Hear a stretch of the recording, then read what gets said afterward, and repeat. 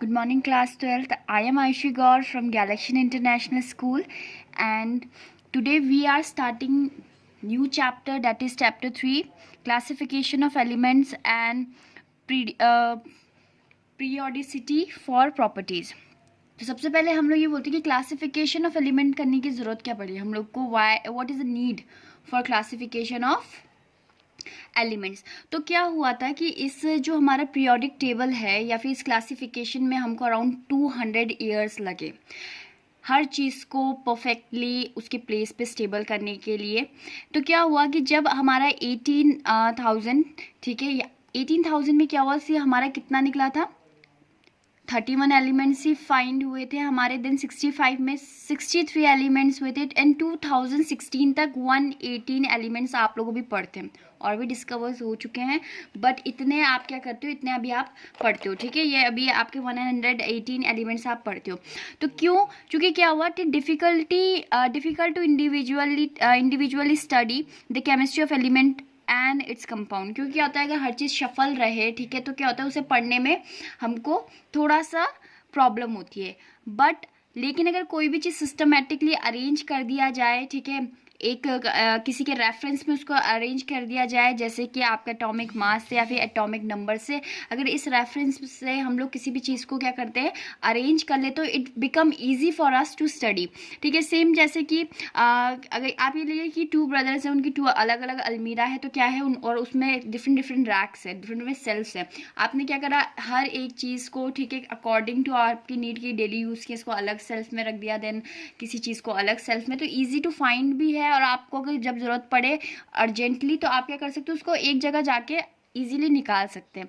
तो इसी तरीके से सेम, ठीक है, जिस तरीके से हमारी बेसिक नीड्स होती हैं कि हम चीज़ों को एक जगह रखें, ठीक है, उसे अरेंज करके रखें, एक फॉर्मेट में रखें, उसी तरीके से इलेक्ट्रॉन्स को भी क्या किया गया, एक अरेंजमेंट में, एक फॉर्मेट में रखा गया। उसको हम लोगों ने पीरियोडिक टेबल बोला, ठीक है। An arrangement in which elements having similar properties were classified tabular form which led to formation of the periodic table. अब पीरियोडिक टेबल कैसे पढ़ा कि हम लोगों ने सिमिलर एलिमेंट्स को एक साथ रख दिया, जो सिमिलर नहीं थे उन्हें एक साथ रख दिया, इंक्रीजिंग ऑर्डर में या फिर डिक्रीजिंग ऑर्डर में, इस तरीके से हमने उसको अरेंज कर दिया, ठीक है। जैसे हम लाइन लगाते हैं असेंबली के लिए, ठीक है, during your assembly the one who got smaller height उसको आगे रखते हैं, एंड जो इसके बाद क्या होता है, उससे बड़े बड़े बड़े बड़े पीछे जाके लाइन में खड़े होते रहते हैं। सेम उसी तरीके से हम लोगों ने इलेक्ट्रॉन्स को एलिमेंट्स को क्या किया गया, हम लोगों ने एलिमेंट्स को इस तरीके से अरेंज करा,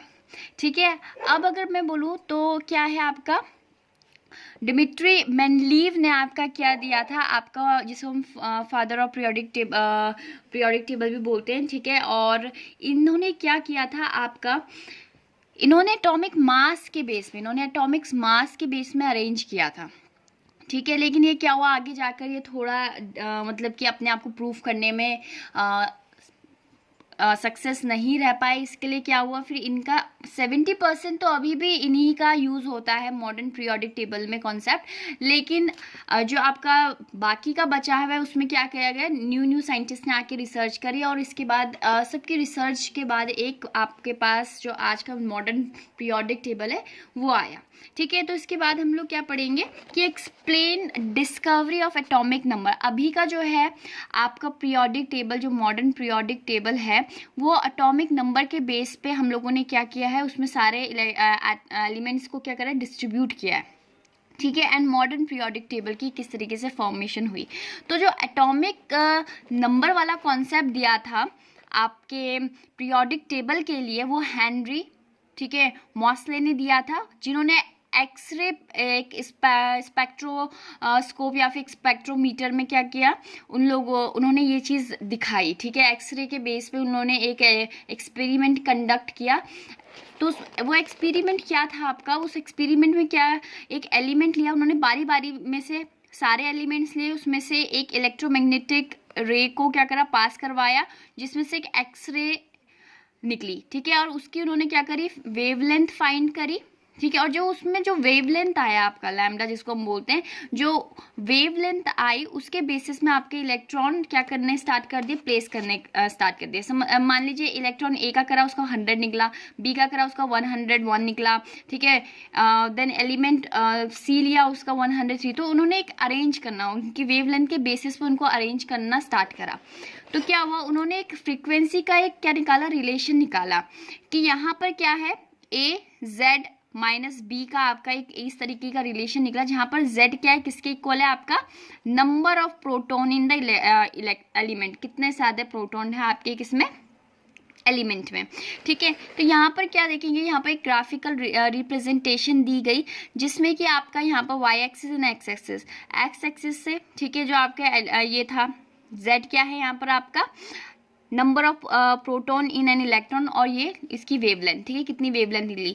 तो अगर इन्होंने जो एक्सपेरिमेंट किया, ठीक है, जब उन्होंने एलिमेंट लिए तो उन्हें पता लगा कि हीलियम का अगर यहाँ पर आ रहा था तो आपका लिथियम का यहाँ पर आ रहा था। इस तरीके से सारे एलिमेंट जब उनकी फ्रीक्वेंसी निकाली गई और उन्हें ग्राफिकल रिप्रेजेंटेशन उनका किया गया तो एक स्ट्रेट लाइन फॉर्म हो रही थी, ठीक है, जो कि अपने आप में बहुत बड़ी बात है कि किस स्ट्रेट लाइन, मतलब कि ऐसा भी हो सकता था कि कोई यहाँ आ जाता तो ऐसा आपका यूनिफॉर्म बन जाती, ठीक है, लेकिन ऐसा हुआ नहीं, नॉन यूनिफॉर्म नहीं बनी, एक यूनिफॉर्म लाइन आपकी यहाँ पर आती है, जिसके कारण क्या हुआ, एटॉमिक नंबर हम लोगों ने लिया किस चीज़ के लिए, आपका डिस्कवर मतलब कि पीरियोडिक टेबल के फॉर्मेशन के लिए।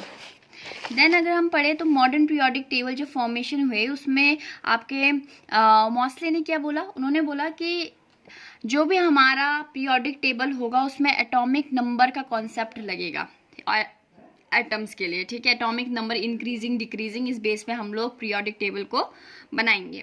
देन इसके बाद उन्होंने क्या बोला कि अरेंज करेंगे हम एलिमेंट को इंक्रीजिंग एटॉमिक नंबर में, मतलब सबसे पहले सबसे छोटा देन बड़ा बड़ा बड़ा बड़ा, इस तरीके से आपका एटॉमिक नंबर को रिलीज किया मतलब कि आपका लिखा जाएगा पीरियोडिक टेबल पे, हम इसी मेथड से लिखेंगे।